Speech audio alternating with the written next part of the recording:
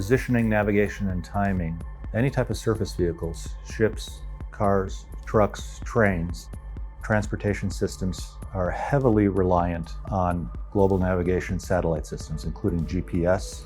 These technologies right now are not encrypted in any way, they're not authenticated, they can be disrupted by means of radio frequency interference. They can be manipulated, providing counterfeit signals. Cyber-physical disruption can result in physical disastrous situations. A vehicle is led off track, an entire city is shut down, an aircraft being steered into the ground. We're aware that this thing can be done. It's basically people's lives are at stake.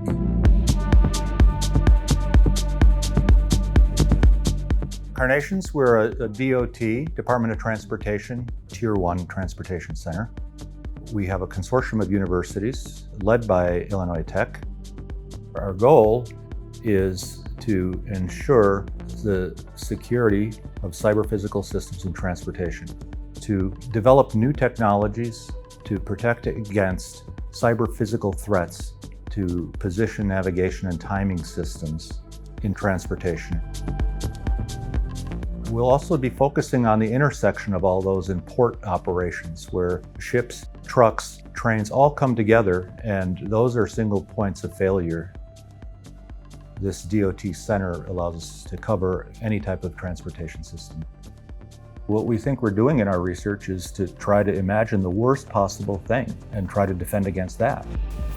Consider a terrorist, type situation where a person actually wants to take over another vehicle and not be detected.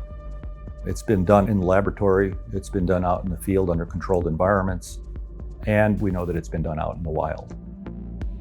What we want to do is put together kind of a holistic program that will produce people who have either engineering knowledge, but in addition have this package that makes them ideally suited for working in the transportation industry.